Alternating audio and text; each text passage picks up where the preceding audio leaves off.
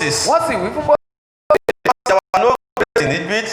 Nítorí isà kò sí ní Íjíbítì. Have you taken us away to this wilderness? Wọ́n wá láti kú ní ijù. Why are you so there with us? Ṣé tí wọ́n bá bẹ̀rẹ̀ Bring us unto Egypt. láti mú láti wá láti This that we put in it, ní Íjíbítì pé secret which some of us we don't know. àṣírí wọn fi hàn tí ọ̀pọ̀ That some of them said, just leave us, let us continue to suffer. ọ̀pọ̀ nínú wọn ló sọ pé tàbí wálẹ̀ sí ìyá That is the problem.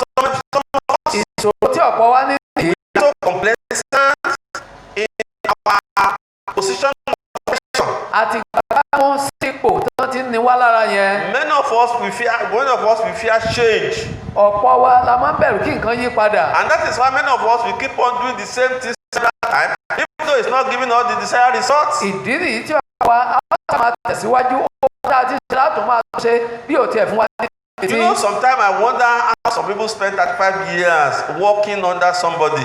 ìgbà mìíràn ó máa ń yà mí lẹ́nu bí ẹnìkan ṣe lo ọdún márùndínlógójì tó ń ṣiṣẹ́ lábẹ́ ẹnìkan. 35 years ọdún márùndínlógójì under government service, ní abẹ́ ìjọba under a company, lábẹ́ iléeṣẹ́.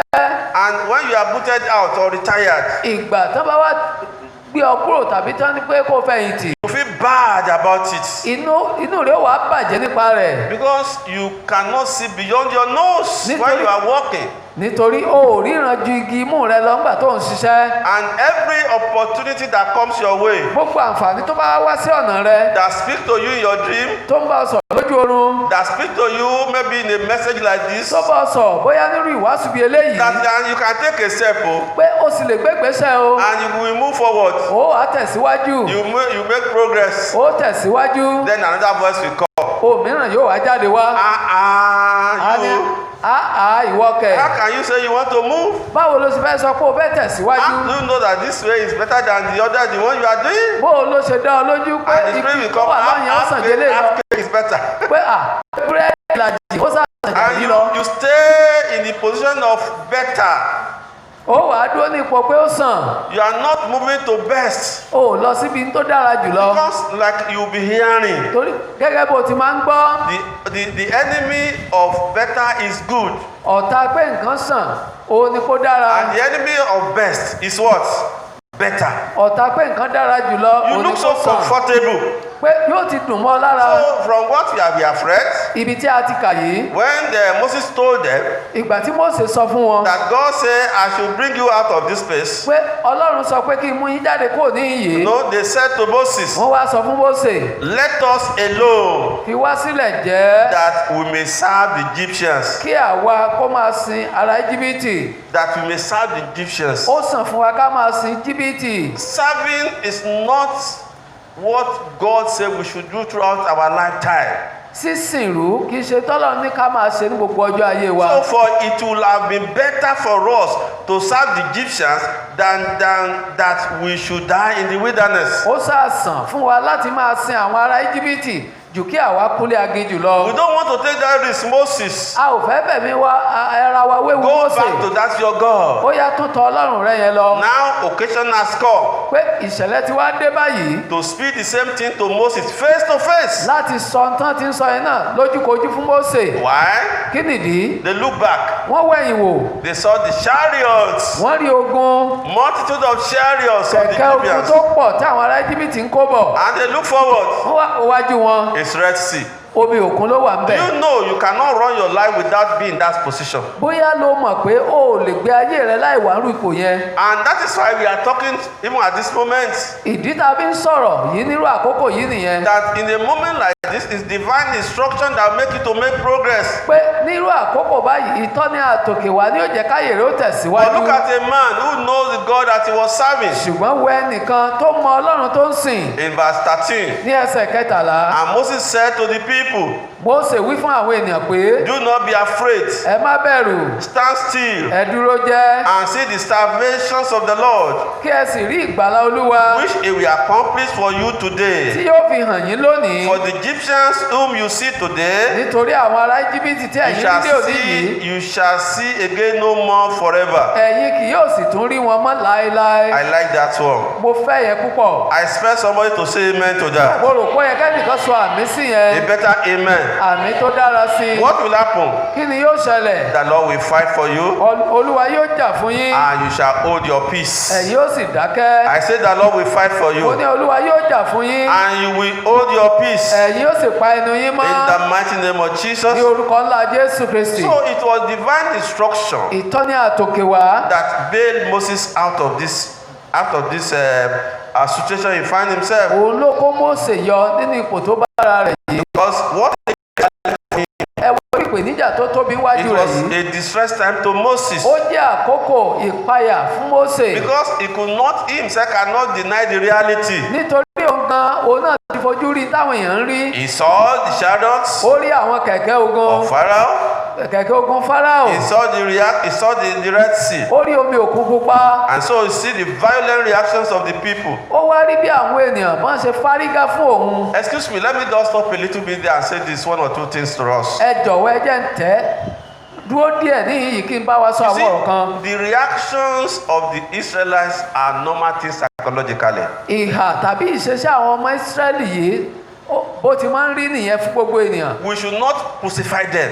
A ò gbọ́dọ̀ kàn wọ́n má gbélébùú. It's a normal psychological reaction to issues. Bí èèyàn ṣe máa ń hùwà nìyẹn nínú èrò rẹ̀ sí And that's ọ̀rọ̀. the reason why we are talking to you the way we action to a natural man. Pé ènìyàn ẹlẹ́ran ara ìhà tí ó kọ sí náà nìyẹn. And in as much as we have discussed last time, in as much that you are in the natural way, there is no way you can move forward in life. Níwọ̀n bí a ti bá wa sọ̀rọ̀ nígbà tó kọjá tó wá ń gbẹ̀gbẹ̀ ayé rẹ̀ nínú ẹran ara yìí kò sí ọ̀nà tó fi tẹ̀síwájú Can you nìyẹn. see a woman when she's laboring to give birth? Wo obìnrin nígbà tó bá ń rọbí láti bímọ. I have encountered a number of them. Mo ti rí ọ̀pọ̀ nínú wọn bẹ́ẹ̀. I have seen the one that was naked, totally naked Mo rí ọ̀kan ṣe ló kàn bọ́ra rẹ̀ sí ògbólóńtó in the maternity. níbi tó ti fẹ́ bímọ. And I came to check her. Èmi fẹ́ wá bẹ̀wò ni. And he heard my voice. Ó wá gbóhùn mi. And the Bible says that you cannot enter here. It is only women that can enter the labor room. Àwọn agbẹ̀bí wa ń sọ fún mi pé mi ò lè wá síbi náà ti ń bímọ, obìnrin nìkan ló lè And wọlé. he was shouting, Ó bá ń pariwo. "Hey, mama, allow him to enter. Oh, a woman mama. is naked." Obìnrin tó wà ní òwò ló bá ń pariwo pé ẹ jẹ́ kó máa wọlé bọ̀ jàre. And she was ready to come out. Ó sì ṣetán láti fò jáde. And when he saw me, Ìgbà tó rí mi, he just asked to hug and embrace me as if I'm an angel. ṣe ló rí ìmọ̀ mi bí áńgẹ́lì rẹ̀ ti dé. But before then, Ó tó àkókò he yẹn, had uttered some words Ó ti- unconsciously. ó sọ àwọn ọ̀rọ̀ kan tí ò tiẹ̀ mọ̀ pé ó ń sọ. I ran back to the fellowship. Mo wá padà lọ sínú I ìpéjọpọ̀ told àwọn the ọmọ fellowship, Ọlọ́run "Oh, don't do your Bible study again. Let's start to pray." fún àwọn ará wípé ẹ má kọ́ ẹ̀kọ́ Bíbélì lọ mọ́ báyìí, ẹ jábẹ̀ sí gbàdúrà. A woman to know that she's naked and this is a man, not her husband, to be able to do it. Obìnrin tó wà ní ipò yẹn wò tó sì mọ̀ pọ́pọ́ ilé tó wà ní ìgbàdúrà It's yẹn a normal thing. pé ohun tó tọ́ náà nìyẹn. We start firing prayer. Àwa bẹ̀rẹ̀ sí máa dáná àdúrà. When I knew in the spirit that the battle had been won, I got back. Ìgbà tí mo wá mọ̀ tó yé mi inú ẹ̀mí pé ogun ìyá ti ṣẹ́, mo wá padà síbẹ̀. And they said, yes, the baby is, the woman has delivered. Wọ́n bá ní pé obìnrin yìí ti bímọ ẹ̀. No. So when you are natural Ìgbà tó bá wà nú ara and you face the situation of the Israelites, tó wá dojúkọ ti irú àwọn ọmọ Ísírẹ́lì like a yìí woman laboring, gẹ́gẹ́ bí obìnrin tó ń rọbí, there's nothing you cannot say. kò sí tó ò lè sọ lẹ́nu. Because most time you see people castrating these people. Nítorí ọ̀pọ̀ ìgbà la máa ń ráwọn èèyàn tó máa ń bú àwọn èèyàn But the wọ̀nyí. way out Ṣùgbọ́n ọ̀nà àbáyọ is for you to walk in the supernatural ó ní way. kó máa rìn nínú ohun ti ẹ̀mí. Because at this point in time, Torí ní irú àkókò bí èyí, the normal reasoning of human being is lost. ìsọwọ́ronú ènìyàn yóò ti sọnù. It will take spiritual vitality. Pé ẹni tó wà nínú ẹ̀mí nìkan, It will take spiritual strength. èèyàn ṣe lókun sínú ẹ̀mí It will nìkan, take grace.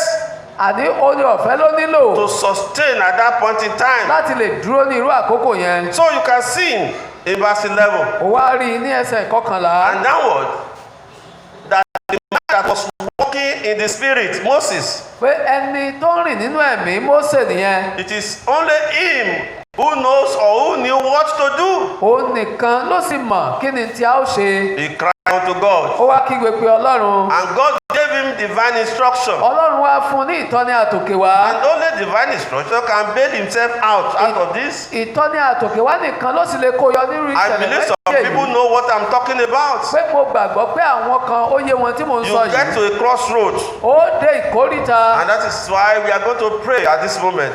ìta gbọ́dọ̀ gbàdúrà ìkórìtà yìí This message, ní ìwàásù yìí. because God told me when I was coming nítorí Ọlọ́run bá mi sọ nígbà tí mò ń that bọ̀ there will be people on crossroad of their life. pé àwọn kan wà ní ìkórìtà ìríjú ayé. Listen to this word. nípa ọ̀rọ̀ tòní yìí Away from me, away. ọ̀nà yóò là In the fún mighty wọn. name of Jesus. ọ̀nà yóò là fún wọn Look lórúkọ at verse Jésù. 15. wẹ́sẹ̀ kàndógún. Let us together. kájọ jùmọ̀ wó papọ̀. You can see divine instruction there. ẹ̀rí ìtọ́ni àtòkè wá níbẹ̀. And the Lord said to Moses, Olúwa sì wí fún Mósè pé tell the children of Israel sọ fún àwọn ọmọ Ísírẹ́lì to go forward. kí wọn kí ó tẹ̀síwájú. Simple but dangerous instruction. ó rọrùn ní sísọ ṣùgbọ́n ó léwu láti Simple instruction. Simple instruction, ìtọ́ni tó rọrùn but dangerous. ṣùgbọ́n léwu. Tell them to do what? To go forward. ó ní sọ fún wọn kí wọ́n máa tẹ̀síwájú. Forward to what? kí wọ́n tẹ̀síwájú lọ bó To where? lọ bó To Red Sea. lọ sínú òkúpa. But that is the only way out. ṣùgbọ́n ọ̀nà àbáyọ kan nìyẹn. That's what some of us should know. ohun tí ọ̀pọ̀ wa tí a ò mọ̀ nìyẹn. Until you get to that junction in your life. ó dìgbà tó bá dé irú ìkórìtà yìí That máa dé bridge against behind you. tó yẹ pé afárá tó wà lẹ́yìn rẹ̀ ó ti já. You have said you are not doing that again. ó ti sọ wípé ò tún ṣe yẹn mọ́. The Bible says in the chapter 11, Bíbélì sọ nínú ìwé Hébérù orí it kọkànlá. says if they have mined the city where they were coming from, they will have gone back. ohun tí wọ́n bá rò nípa ìlú tí wọ́n ti ń bọ̀ wá wọ́n bá tún padà sẹ́yìn. But they did not mind their back again. ṣùgbọ́n wọ́n ti mọ̀ pé ẹ̀yìn ò ṣe lọ mọ́. In the Christian battle of life nínú ìjà ti ẹ̀mí gẹ́gẹ́ bí kìrìsìtẹ́nì láyé and the armor of warfare, àti ìjà ti ogun. we don't have any equipment, any warfare elements at the back. o ò ní ohun ìjà ogun tó lè pa ọmọ lẹ́yìn rẹ. All what we need to do is to move forward. gbogbo ohun tó nǹkan gbọ́dọ̀ ṣe ni kó o máa In lọ whatever síwájú. you lay your hand, gbogbo tó bá ti dáwọ́ ká tẹ̀síwájú. it may look so difficult. ó lè dàbẹ́ kó le. The Red Sea might be there. òkun pa lè wà ń bẹ̀. But the word of God is very sure ṣùgbọ́n ọ̀rọ̀ Ọlọ́run ó dájú. that when we do not know the way, we will hear a word that this is the way. ìgbà táwọn bá mọ ọ̀nà a ó gbóhùn lẹ́yìn wa pé He said, ọ̀nà I will rèé. make a way where there seems to be no way. ó ní èmi ó la ọ̀nà níbi tó dàbẹ́ pé ọ̀nà kò sí. So the issue is for us to remember divine instruction. ọ̀rọ̀ tó wà ń bẹ̀ ni pé ká rántí ìtọ́ni àtòkè So wá. God gave him the instruction Ọlọ́run fún wọn ní ìtọ́ni àtòkè wá. forward to where to the Red ó Sea. ní ẹ tẹ̀síwájú síbo sínú What òkun a pupa. great risk for them to do irú that. ìfẹ̀mí ara ẹni wéwu tó tó bí èwo lèyí. When in verse 16, ní ẹsẹ̀ kẹrìndínlógún God told them, Ọlọ́run sọ fún wọn. He told Moses ó sọ fún Mósè what to do. ohun tí ó ṣe. Somebody is hearing me. ẹnìkan tẹ́tí gbọ́ mi. At that deep junction that you are today, ní ìkórìtà ìrújú tó wà lónìí yẹn. God will tell you what to do. Ọlọ́run yóò sọ fún ọ tó I ṣe. say God will tell you what to ní do. Ọlọ́run ó sọ fún In ọ the tó mighty ṣe. name of Jesus, lórúkọ ńlá lift Jésù. up your rod gbé ọ̀pá rẹ sókè. and stretch out your hand kí ìwọ kí o sì na ọwọ́ rẹ over the sea sí ojú òkun. and divide it. kí o sì yà á sí méjì. And the children of Israel àwọn ọmọ Ísírẹ́lì shall go on dry ground yóò sì láàrin òkun pupa ní through the ìyẹn midst pẹ́lẹ̀. of the sea. láàrin òkun. This is a serious thing, no? eléyìí ó le. But that is the only way out. ṣùgbọ́n ọ̀nà àbáyọ kan tó wà nìyẹn. But when I was reading this scripture, ìgbà tí mo ń ka inú ìwé mímọ́ yìí. I say only God knows the process. This instruct, this will work. mo ní Ọlọ́run nìkan ló mọ ìlànà tí ọba ní yóò ṣe. And I think Moses will be like me. mo sì rò pé Mósè yóò dàbí èmi náà. He will be processing how can this thing work. yóò bẹ̀rẹ̀ sí máa rò ó mọ́ra wọn pé All the ní time, ṣiṣẹ́. if you have seen water, ní gbogbo ìgbà tó bá ti rómi you have ní seen river, tó rí odò and you are walking in river. tó bá rìn nínú odò. I've never seen river. èmi ò tí ì rí omi odò kó pín sí méjì rí. Why? kí nìdí? Because water has no form. Am I right? nítorí No form. omi kò ní tipa. So how can he now divide? Báwo ni ó ṣe wá pín sí méjì? And me now walking on the dry land. Kẹ́mi wá rìn ní And àgbẹ̀lẹ̀. now this water will form a wall here. Báwo lomi eléyìí yóò ṣe wá mú òpó níbí yìí? And also form a wall here. Ó sì tún wá mú ògiri gíga But níbí yìí. Moses did not allow his thought process to control him. Ṣùgbọ́n Mósè kò gba tó ń lọ nínú èrò rẹ̀ nínú ọkàn. And Ó that's máa why I darí say rẹ̀. don't brood on that problem. Ìdí tá a fi ń sọ fún ọ nìyẹn pé má ṣàbálẹ̀ ìṣòro He did rẹ. not allow his process as a man to overthrow the instructions of God. Kò jẹ́ tí ń rò nínú ọkàn rẹ̀ kó borí ìtọ́ni Ọlọ́run. And that's the thing that I want us to do. Ọ̀pọ̀ tí a fẹ́ kó kéèsì ń bẹ́ ní ibi yìí ni ẹ̀. So he knew only God can do that. Ó mọ̀ pé Ọlọ́run nìkan ló lè ṣe léyìí. So instead of brooding over the problem, Kàkà tí ó wàá máa ṣàbálẹ̀ ìṣòro he yẹn. started to comply with the divine instruction. Ó bẹ̀rẹ̀ sí ní tẹ̀lé ìtọ́ni àtòkè wá. I think that is, even if he's going to die there, I think that is better. Pé báwọn bá tiẹ̀ máa kú sínú ẹ̀yẹ́ sàn Because it's fáwọn. what? It is a divine what? Instruction. Nítorí ìtọ́ni àtòkè wá ni So you must get to that level ó gbọ́dọ̀ dé ìpele yẹn. in your life. If you have to Nínú ayé make, rẹ. if you have to make progress, Tó o bá fẹ́ tẹ̀síwájú, you have to take a very dangerous step based on divine instruction. ó gbọ́dọ̀ gbé ìgbésẹ̀ tó léwu nígbà tó bá ti gba ìtọ́ni àtòkè wá. And whatsoever happened there, Gbogbo tó bá wá ṣẹlẹ̀ lẹ́yìn you eléyìí. know you have acted as a man. Ó mọ̀ wípé ó ti wà bí akọni. The scripture says, quit ye as men.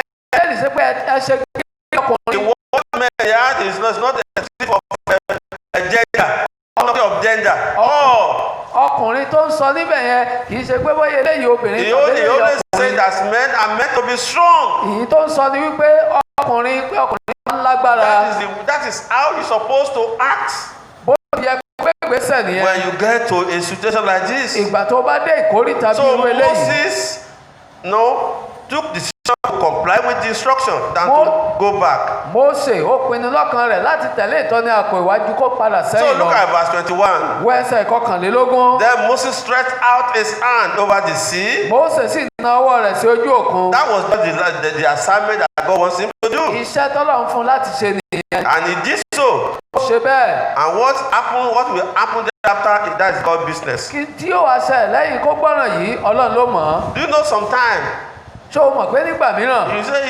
say you want to know what are you God? You are not God. pé ó sọ pé o kọ́kọ́ fẹ́ mọ tó wà lẹ́yìn òde. If God said this, go and do it.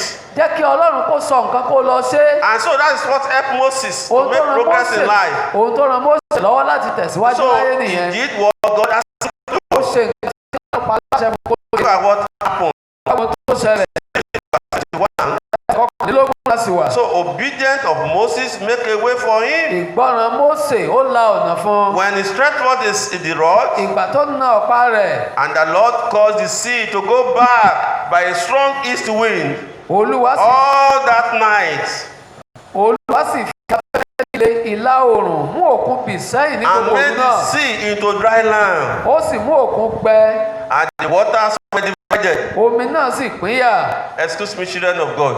Mo tọrọ gáfárà ẹ̀yin ọmọ Ọlọ́run. I'm not preaching doctrine. Kì í ṣe ìlànà mò ń wàásù báyìí. I want to reveal a secret to you. Ṣùgbọ́n mo fẹ́ sí payá àṣírí. There are some battle of life that can only be won in the night.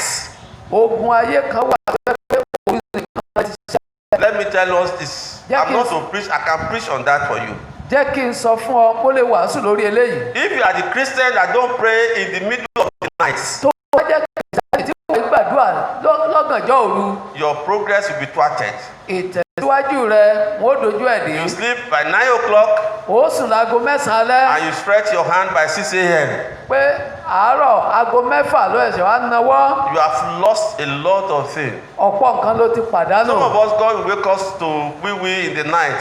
Ọ̀pọ̀ wa Ọlọ́run á jí wa ká fẹ́ tọ̀ lóru. The waking up in that night is not for you to go to toilet and come back alone. Jíjí tán jí ọlọ́run yìí kì í ṣe kó kàn lọ tọ́lẹ̀ kó pọ́nsẹ̀ kó Especially tó lọ at this sùn. time when we are talking of divine visitation. Pàápàá irú àkókò báyìí tá à ń sọ̀rọ̀ nípa ìbẹ̀wò òkè Let wá. prayer in the night saturate more of your prayer and see what will happen. Jẹ́ kí àdúrà gbígbà lóru kó dùn ayé rẹ kó wá wo ohun tí yóò ṣẹlẹ̀. Go and look at those wicked people. ìwọ lọ wo àwọn ìka èèyàn yẹn. Go and see when they meet. ìwọ lọ wo ìgbà tó ń ṣèpàdé. Please, I don't want to preach on that. èmi ò fẹ́ wàásù lórí eléyìí. But I'm encouraging you if you are hearing me. ṣùgbọ́n mò ń gbà ọ́ níyànjú tó bá ń gbọ́ mi. One garment or culture that you should cultivate as a Christian. agbádá tàbí ìwà tó gbọ́dọ̀ gbé wọ̀ bíi kìrìsìtẹ́nì. Learn also to pray in the night. kọ́ bí a ti ń gbàdúrà lọ́gànjọ́ òru.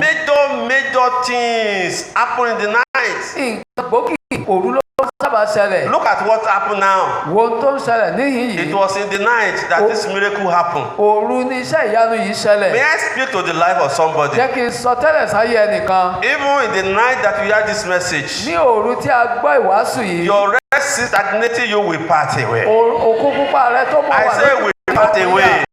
And you will make progress ó wàá in the tẹ̀síwájú. mighty name of Jesus. ọlá Jésù. So look at what happened. wo ohun tó ṣẹlẹ̀. So water that was without form, pé omi tí ò ní pa yìí. he has to divide into two. ó láti pín sí méjì. It shows the supremacy and the sovereignty of God. ó fi títóbi àti àṣẹ tọ́lọ́run ní lórí rẹ̀ hàn. And may I tell us, jẹ́ kí n sọ fún wa. not until we begin to walk in the ó supernatural, dìgbà tá a bá bẹ̀ sí rìn nínú ẹ̀mí. we cannot be beneficiary of the supernatural power. bí kò ṣe bẹ́ẹ̀ a ò ní lè jàǹfààní agbára Please níbẹ̀ take nínú note of ẹ̀mí. that. kíyèsí eléyìí. Not until you begin to walk in the ó supernatural, dìgbà tó bá bẹ̀rẹ̀ sí rìn nínú ẹ̀mí. you cannot be beneficiary of the supernatural bí power. kò ṣe bẹ́ẹ̀ o ò ní jẹ́ tó jàǹfààní agbára tó wà nínú Let me ẹ̀mí. tell you, you don't need to understand the details jẹ́ kí n sọ fún ọ o ò nílò kí nǹkan yé ọ lẹ́kùnrẹ́rẹ́ tán. and the workings of divine instruction before you obey. àti bí àṣẹ àtòkè wá ṣe ń ṣiṣẹ́ kó tó gbọ́ràn sí i. And you know, Naaman, as we have discussed with us, has that problem. ẹ mọ̀ wípé Námánì ó ní ìṣòro yìí. How can me go and bath in River Jordan? báwo ni irú èmi máa wá lọ wẹ̀ nínú odò Jọ́dánì. Excuse me, you don't need to see all the staircase before you start climbing. You don't need to see all the staircase before you start climbing. jọ̀wọ́ jẹ́ kí n sọ fún ọ àtẹ̀gùn tá a fi ń gunlé o nílò kó o rí gbogbo rẹ̀ kó tó bẹ̀rẹ̀ sí You want to gùn. go upstairs o fẹ́ gun ilé alájà. and you say until you see what is there before you start going. o wá ní pé ńgbà tó wà lókè lọ́hùn kó tó bẹ̀rẹ̀ sí How many steps? How many steps? àtẹ̀gùn mélòó ni. If you know the step, you won't climb at all. tó o bá mọ iye àtẹ̀gùn yẹn o ò ní bẹ̀rẹ̀ láti ìṣòro. And where I am back, níbi tí mo wà Ọlọ́run sọ fún mi look, Isaac, pé wo Ísákì don't sleep in this place today. má sùn ní ibí yìí lónìí. This is where I'm getting you. Go to that place and go and pray. pé ó yá fi bí sílẹ̀ kó o lọ sọ́yẹn kó o lọ gbàdúrà. I don't know the place. mi ò sì mọ ibẹ̀. So I got to the place. mo wá lọ ibẹ̀ nígbà mo débẹ̀. I look up. mo wo òkè. I've never climbed a mountain like that in my life. mi ò tí ì gun orí òkè tó ga tó bẹ́ẹ̀ rí But láyé it was mi. divine instruction. nítorí ìtọ́ni I àtòkè just wá. had the place. mo ṣáà gun ibẹ̀. And I asked for the place. mo wá béèrè. And by the time I started the first step, ìgbà kọ́kọ́ and I was going to above 80 steps. tí mo sì ń lọ sí àtẹ̀gùn tó ń lọ ní Inside the ọgọ́rin sun. nínú oòrùn. I was also God. It was so difficult like that. mo wá pé Why can't Olúwa you hear my prayer in my bedroom? ṣó le tó báyìí ni kí ló dé tó gbọ́ àdúrà mi nínú ìjà. I should go. ṣùgbọ́n Olúwa ní pé máa lọ I should go. pé kí n máa lọ. And I went. mo wá lọ. I did not spend 5-10 minutes. mi ì lo ìṣẹ́jú márùn-ún sí mẹ́wàá lọ. As I got there, bí mo ti even débẹ̀. myself, by what I passed through before I got there, pé èmi gan tí mo ti là kọjá kí n I tó said, débẹ̀. if there's anything in life, God must answer my prayer mo here. ní bí nǹkan kan bá tún wà nínú ayé tí mo ní láti dojú kọ Ọlọ́run gbọ́dọ̀ gbọ́ Because àdúrà I've mi. never done that in my life torí before. mi ò tí ì ṣerú eléyìí rí inú ayé mi rí. Thank God my life did not go for it. ọpẹ́ ní fọ́lọ́run ayé mi But ẹ̀mí I mi did kò lọ not sí spend 5 minutes or 10 minutes when God spoke to me. mi ò lo ìṣẹ́jú mẹ́wàá tán tí Ọlọ́run fi sọ̀rọ̀ sí mi. I have intended to spend days. mo ti ní lọ́kàn pé ọjọ́ púpọ̀ ni mo lò. And then I have to come back. mo wá láti padà And that wá. was the end of that problem. pé òpin ìṣòro yẹn nìyẹn. Maybe if not for that, you won't be seeing me today. You will not be bóyá hearing láì me. torí ìṣẹ̀lẹ̀ yìí tó ṣẹlẹ̀ pé ò bá ti máa rí mi wò lónìí. Because where I supposed to sleep, nítorí ibi tó yẹ kí n sùn sí. the armed robber came there àwọn adigunjalè wá bẹ̀. and they saw my car. wọ́n wá rí ọkọ̀ ayọ́kẹ́lẹ́ And mi. maybe they have been looking for a car or something to take away. bóyá wọ́n sì ti ń wo ọkọ̀ ayọ́kẹ́lẹ́ tán fẹ́ They gbé were lọ. asking the person there, wá ń bèèrè lọ́wọ́ ẹni tó wà ń bẹ̀. Maybe that would have been the end of my life. Bóyá ẹni ìbá jẹ́ But òkú look ayé at mi. what I have to pass through. Ṣùgbọ́n wo ohun tí mo ń láti là kọjá. So you don't need to see all the staircase before you start climbing. O ò nílò kó rí òpin gbogbo àtẹ̀gùn kó tó bẹ̀ All sí what you gùn kan. need is divine instruction. Ohun tó nílò ní ìtọ́ni àtòkè wá. Wait upon it. Dúró dè é. Cry unto him. Kígbe sí i. And then you go to see the work of God. Ó wàá rí iṣẹ́ Ọlọ́run. Look at let us go to verse 26. Ẹ jẹ́ ká lọ sí ẹsẹ̀ When ìkẹrìndínlọ́gbọ̀n. they have passed through the Red Sea, Lẹ́yìn ìgbà tí wọ́n ti la òkun when they have made progress, ìgbà tí wọ́n ti tẹ̀síwájú. God now told Moses, Ọlọ́run wá sọ fún Mósè where God now repeated the same instruction.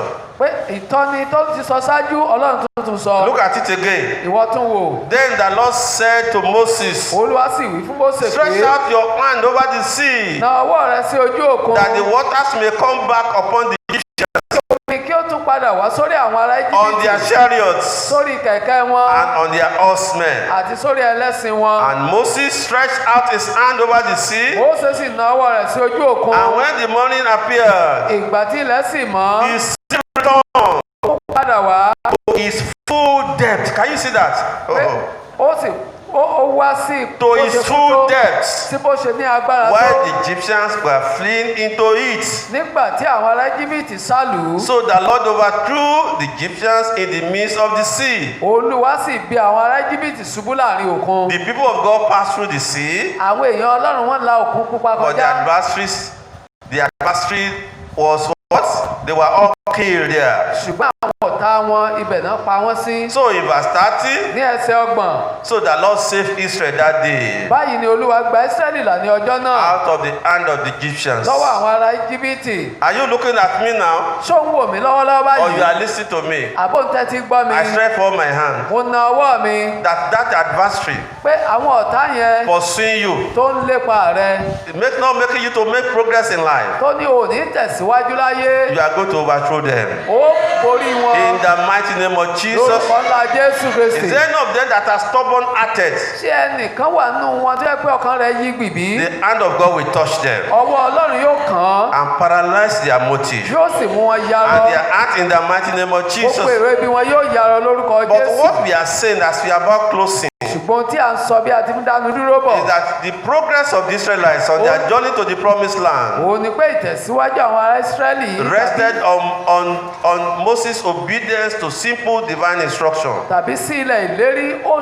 sinmi lé ìtọ́ni àtòkèwá tán gbọ́ràn sí. If Moses had disobeyed God, A pé Mósè ó ṣàìgbọràn sí Ọlọ́run, he òun and all the Israelites, àti gbogbo àwọn ọmọ Ísírẹ́lì they would have perished there wọ́n bá ti ṣègbé níbẹ̀ or come back to their slavery. tàbí kí wọ́n tó padà sínú ìsìnrú wọn. And that's what many of us should learn. Ohun tí ọ̀pọ̀ wa ta gbọ́dọ̀ kọ́ nìyí. Are you husband listening to me Tí today? ọkọ ni ọ́ tó ń tẹ́tí gbọ́ mi lónìí, You are the head of the family. ìwọ ni olórí ìdílé. You must learn to listen to divine O instruction gbọ́dọ̀ kọ́ bí a ti ń gbọ́ràn sí ìtọ́ni àtòkèwá like Moses. gẹ́gẹ́ bí Mósè. Otherwise, Bí kò ṣe bẹ́ẹ̀, your family members at risk. ìdílé rẹ wọ́n wà nínú ewu. Are you a parent Ṣé òbí ni o jẹ́ to your children? sí àwọn ọmọ rẹ? You need divine O instruction nílò ìtọ́ni àtòkèwá about the future of your children. nípa ọjọ́ iwájú àwọn ọmọ rẹ. Some are parents, they don't pray for their children. Àwọn òbí kan wà wọ́n yìí gbàdúrà fọ́mọ wọn. They don't allow their children to go by the path of God. Wọ́n ì fi àyè gba àwọn ọmọ wọn kán lọ nípa ti Ọlọ́run. No, you are not a good parent if you are doing so. O yìí ṣòbí dáadáa tó o bá ń ṣe bílẹ̀ You léyìí. must hear from God what, Ọlọ́run nípa tó fẹ́ kó o ṣe nípa àwọn like ọmọ the rẹ. Israelites were the children of Moses. Gẹ́gẹ́ bí àwọn ọmọ Ísírẹ́lì ti jẹ́ ọmọ Mósè. He saw the Lord when they were crying, Ó rí ó wá ojú Olúwa nígbà tá ń kígbe. and God gave instruction. Ọlọ́run wá mú ìtọ́ni wá. Maybe you are the chief executive of your company or Oh, yeah. somebody or a company somewhere else. Bóyá ìwọ ni ọ̀gá iléeṣẹ́ tó dálẹ̀ tàbí iléeṣẹ́ kan. You need to hear divine instruction. O nílò kó máa gbọ́ ìtọ́ni àtòkè wá. Otherwise, Bí kò ṣe bẹ́ẹ̀, you will not be able to make progress. o ò ní lè tẹ̀síwájú. And so many are stagnated today. Ọ̀pọ̀ ló ti bọ́ há lónìí. They are stagnated, they are stagnated Wọ́n wà lójú kan, wọ́n ti bọ́ há financially, nípa towó, spiritually, nínú ẹ̀mí, maritally, nípa ìgbéyàwó, physically. àti nípa tara. Because they are devious to simple instruction. Nítorí pé wọ́n kọtí kún sí Enough ìtọ́ni instruction in the àtòkè wá. scripture. pé ìtọ́ni tó wà ní ìwé mímọ́ that they need to abide with. tí wọ́n nílò kí wọ́n So múlò. instead of them going by divine instruction, Kàkà kan máa gbé ayé wọn nípa they ìtọ́ni keep on àtòkè wá. brooding over their Wọ́n problems. ń ṣàbálẹ̀ ìṣòro wọn ni. They keep on brooding over their Ṣé ni problems. wọ́n ń ṣàbá lórí ìṣòro When wọn? am I going to be released? Ìjọ́ ni màá bọ́ báyìí. Ìgbà wo ni màá wá bọ́ báyìí? One of these days I was preparing a message Ọ̀kan nínú ọjọ́ yìí mo ń and I had a problem with my system. Mo wá ní ìṣòro pẹ̀lú But I ojú kò lò. believe God allowed it to happen so that I will listen to this testimony I want to share with us. Ṣùgbọ́n mo gbàgbọ́ pé Ọlọ́run ló mọ̀ọ́mọ̀ fààyè gbà á kí n lè rí ẹ̀rí yìí tí mo fẹ́ pín gbà. So I have to pay my attention to the testimony of the man. Mo wá tẹ́tí sí ẹ̀rí ènìyàn kan. The man said he was owing 300 million naira Ọkùnrin yẹn ní pé 300 mílíọ̀nù náírà ló ń jẹ. and the banks were on him. Ilé ìfowópamọ́ wọ́n And sì so he gbólé became lọ́rùn. restless, Kò wá ní sinmi mọ́. uncomfortable. Ara ò rọ̀ mọ́. But at the other side, Ṣùgbọ́n ní abala kejì, somebody was owing 5 million. ẹnìkan jẹ́ ní 500 mílíọ̀nù. His prayer was this person will pay him 5 million. Pé àdúrà rẹ̀ ni pé ẹni tó jẹ́ ní 500 mílíọ̀nù kó sanwó. At least to go and pay the bank. Kó lè And go lọ and pay the bank to kó lè lọ reduce san it. gbèsè tó jẹ ilé But God ìfowópamọ́. appeared to him while he was praying and fasting. Ọlọ́run wá fara hàn nígbà tó ń gbàdúrà tó ń gbàwẹ̀. He said, what? Ó ní kí ni Go and tell that man lọ sọ fọkùnrin yẹn and forgive him that 5 million naira. kó o sọ pé owó tó jẹ́ ó dáríjì. Praise the Lord. Hallelujah. I was keen at listening to that testimony. Pé ìgbà tí mò ń gbẹ̀rí yẹn ló ń yà mí. 5 million naira? Mílíọ̀nù 500 tán. Say, go. He said when the man heard it, Pé kó wá sọ pé kó máa lọ. Ó nígbà tọkùnrin yìí gbọ́ he fainted. pé ṣe ló kọ́kọ́ dákú lọ. He fainted. Ó dákú ni. And the wife was crying. What did you do to my husband? Ìyàwó rẹ̀ wá ń sunkún pé kí ló fi sọ́kọ What mi? did you say to my husband? Kí ni tó bọ́kọ mi sọ? He said, ask your husband, he will tell you what I told Ó him. ní bí ọkọ rẹ̀ léèrè yóò sọ tí mo sọ fún ọ. When the woman keep on persisting, Ìgbà tóbìnrin yìí tó ṣàǹtẹnu mọ́, he told the wife to ó wá sọ fún aya that rẹ̀ that 5 million, pé mílíọ̀nù forget about it. mílíọ̀nù She has to join the wife, the husband too. Because they don't know how to pay that 5 million. nítorí wípé wọn ò mọ bọ́n ti máa san mílíọ̀nù Well, I think he yìí. said he prayed with them and he left. He Well- left. Only for him to hear a call that he should call for a meeting. Pé lẹ́yìn ètò ṣe tó gbọ́ràn yìí wọ́n kàn tẹ́ láago ni pé kó wá fún ìpàdé kan. And in that meeting, Nínú ìpàdé they yẹn just told him wọ́n wá sọ fún un 150 million of his debt has been written off. wípé ó dín ní 200 mílíọ̀nù 150 million was written off, nínú gbèsè tó yẹ pé wọ́n ti and fagilé. for the remaining 150 million, go and give us proposal to pay it. Pé ìdajì tó sì kù kó wá kọ bí ó ti san fún àwọn. But you know it was a difficult instruction to obey. Ṣé ẹ mọ̀ wípé ìtọ́ni tó nira ni láti gbọ́ràn sí lẹ́nu? I don't know who God is speaking to. Èmi ò mẹ́ni tọ́lọ́run bá sọ̀rọ̀. I had that testimony, I was shaking. Pé ìgbà tí mo gbọ́ ẹ̀rí yìí mo But bẹ̀ sí today, pọ̀n. the man is a multi-millionaire. Lónìí ọkùnrin yìí ti bọ́ sínú ẹgbẹ̀lẹ́gbẹ̀ owó.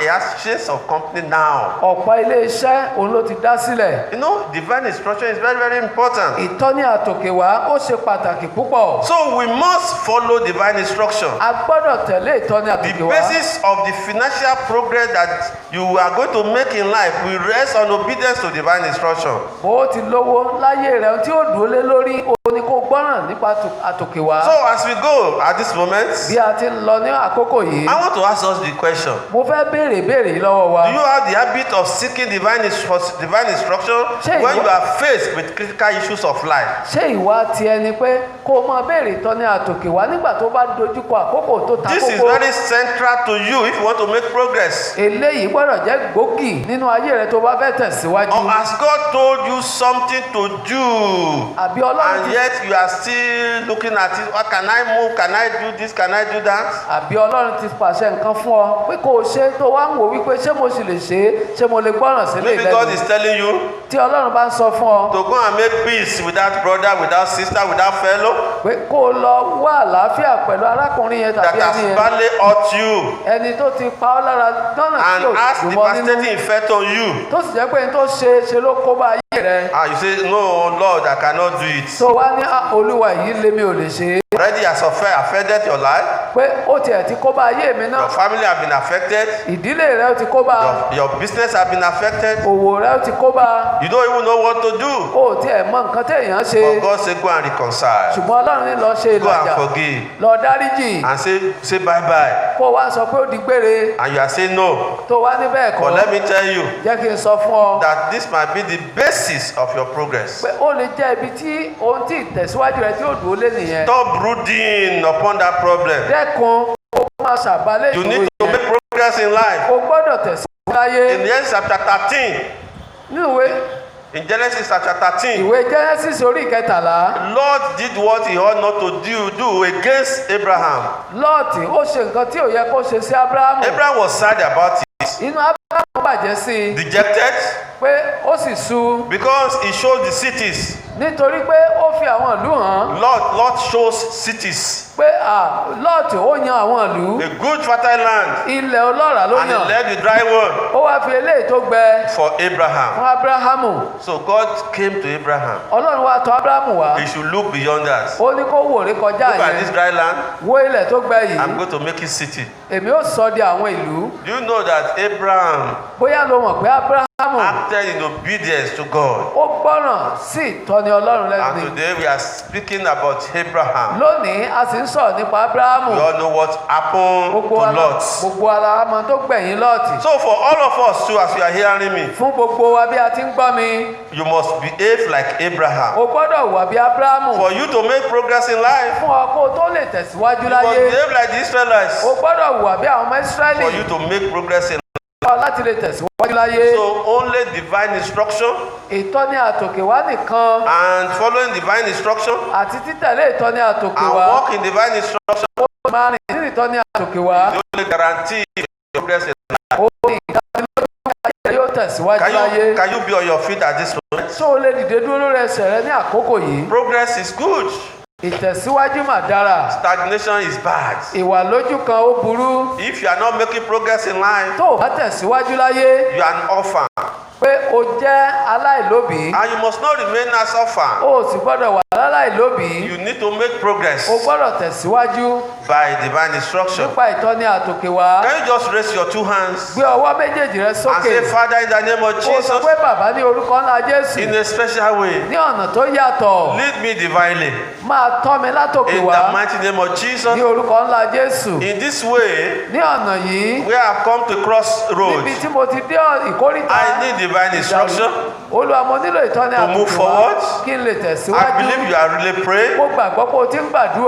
God has assured us today, Ọlọ́run ti fi dá wa lójú as you are lónìí. hearing this message Bí o ti ń now, gbọ́ ìwàásù yìí lọ́wọ́lọ́wọ́. that in whatsoever position you find yourself, Gbogbo ipò tó bá wù tó bára rẹ. like the Red Sea, Gẹ́gẹ́ bí òkú pupa. you find it difficult to move forward, Ó ní ọ lára láti tẹ̀síwájú. and backward there is a problem. Pé kó o sì lọ sẹ́yìn ìṣòro ni. But God is saying He's Ṣùgbọ́n going to Ọlọ́run make a way for you. ohun tí Ọlọ́run sọ ni pé yóò la ọ̀nà fún ọ. Psalm 32 verse 8. Ìwé orin Dávídì He kejì said, I will ẹsẹ̀ kẹjọ. instruct you in the way to go. Ó ní èmi ó tọ́ ọ ní ọ̀nà tí ìwọ Can you rè. cry unto him now? Ó yá kígbe sí i nísinsìnyí. Rebuke the spirit of stagnation Fi ẹ̀mí ìdúrósójú kan in bú. all its form in the name of Ní Jesus. onírú ọ̀nà tó lè wà lórúkọ Declaring that Jésù. I'm going to make progress. Kó o sì wá sọ wípé kó o kéde kó o tẹ̀síwájú. Father, divinely instruct me. Pé bàbá tọ́ mi láti òkè Teach wá. me the step to go. Kọ́ mi ní ọ̀nà The tẹ́lẹ̀ step to gbà. take, Lord, teach me. Ìgbésẹ̀ tí wọ́n gbé wá kọ́ mi. The way to go, I want to hear from you. Ọ̀nà tí èmi ó rè mo fẹ́ gbọ́ látọ̀dọ̀ rẹ. Lord, instruct me right now. Olúwa bẹ̀ sí tọ́ mi lọ́wọ́lọ́wọ́ In báyìí. what area have you reached this junction in your life? Ìkórìtà wo ló ti dé ìkórìtà ìrújú ní ayé Please rẹ? don't joke with this prayer right now. Jọ̀wọ́ má fi àdúrà yìí ṣeré lọ́wọ́lọ́wọ́. God is there.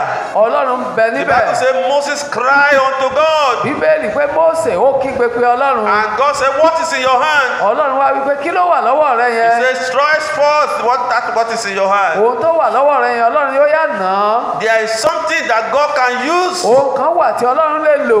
only for you to go by divine instruction. Kó o ṣáà lè tẹ̀lé ìtọ́ni Say, àtòkè wá. Father, Wípé bàbá, I must make progress in my life. mo gbọ́dọ̀ tẹ̀síwájú ní I ayé must mi. make progress Mo financially. gbọ́dọ̀ tẹ̀síwájú nípa owó Maritally, I níní. must make progress. Nípa ìgbéyàwó mo gbọ́dọ̀ My business tẹ̀síwájú. must make progress. Òwò mi gbọ́dọ̀ The tẹ̀síwájú. work of my hand must make progress. Iṣẹ́ ọwọ́ mi gbọ́dọ̀ tẹ̀síwájú. I rely on divine instruction. Mo sinmi lé ìtọ́ni àtòkè Only wá. your instruction, oh God. ìtọ́ni rẹ nìkan Olúwa. Even that investment I want to do, lórí ìdókòwò tí mo fẹ́ ṣe. even that business I want to do, nínú òwò tí mo fẹ́ ṣe. even that appointment I want to take, nínú iṣẹ́ tí mo fẹ́ gbà. even in the valley that I find myself now, ní ìpẹ̀tẹ́lẹ̀ tí mo bá rà I mí must not lọ́wọ́lọ́wọ́. go back. mi ò gbọ́dọ̀ lọ sẹ́yìn And to mọ́. go forward, we have mountains. mo tẹ̀síwájú mo In my back, there are mountains. pé mo gun òkè mi. There are mountains behind me. òkè wà lẹ́yìn mi. There are mountains in my front. òkè wà wájú mi. I don't know where to go. èmi ò mọ ibi tí màá yà sí. But Lord, like Moses, ṣùgbọ́n Olúwa bíi Mósè. I cry unto you mo today. pèpè ọ́ lónìí. Make a way for me. la ọ̀nà fún mi. In this jungle of life, ní ibi ìrújú in ayé the yìí. wilderness of life, aginjù ayé yìí. I have found myself in the Red Sea of life. mo ti bára mi níbi òkú pupa ayé. Visit me in a special way ẹ̀mí wò lọ́nà tó yàtọ̀ lónìí. and make a way for me. kí o sì la ọ̀nà fún mi. I will no longer be in bondage. mi ò ní wà ní ìgbèkùn mọ́. I will no longer be oppressed. mi ò ní wà lábẹ́ ìjẹgàba And ènìyàn. therefore, God, I need your help at this nítorí náà point in Olúwa mo time. fẹ́ ìrànlọ́wọ́ rẹ ní I àkókò believe yìí. you are speaking to mo God. gbàgbọ́ pé o ti ń bá Ọlọ́run I sọ̀rọ̀. believe you are speaking to mo God. gbàgbọ́ pé o ń bá Ọlọ́run sọ̀rọ̀. Your fasting is meaningless without prayer. ààwẹ̀ tó gbà kò nítumọ̀ láì gbàdúrà. Use the strength, the spiritual strength you have gathered to pray now. lókun ẹ̀mí tó o ti rí gbà láti gbàdúrà báyìí. This is a month of divine visitation. oṣù ìbẹ̀wò àtòkèwá nìyí. And God saying that you must make progress. Ọlọ́run wá ń sọ wípé o gbọ́dọ̀ tẹ̀síwájú. You must no longer be stagnated. o gbọ́dọ̀ wà lójú kan mọ́. The enemy must not consume you again. ọ̀tá ò gbọ́dọ̀ borí rẹ mọ́. Doors must be open before you. a gbọ́dọ̀ ṣílẹ̀kùn níwájú rẹ. So you need divine instruction o nílò ìtọ́ni àtòkèwá to make progress. láti tẹ̀síwájú. Can you ask for the Spirit to béèrè fún ẹ̀mí láti lè gbàdúrà. comply with divine instruction? láti lè tẹ̀lé ìtọ́ni Thank you, àtòkèwá. our Father. ẹ ṣé bàbá wa. In Jesus' mighty name we have prayed. ní orúkọ ńlá Jésù ní Your àgbàdúrà. resounding amen. àbí rẹ tó kún rinlẹ̀. I speak to your life today. mo sọ tẹ́lẹ̀ sáyé rẹ lónìí. Every form of fear gbogbo ohun tí ń ṣe bí ẹ̀rù making you to brood upon that problem, tó mú kó máa sàbá lórí ìṣòro yẹn. inability to go forward. tó rí agbára àti tẹ̀síwájú gbà. I speak today. mo sọ lónìí. Let the spirit of faith enter you now in the mighty name of Jesus.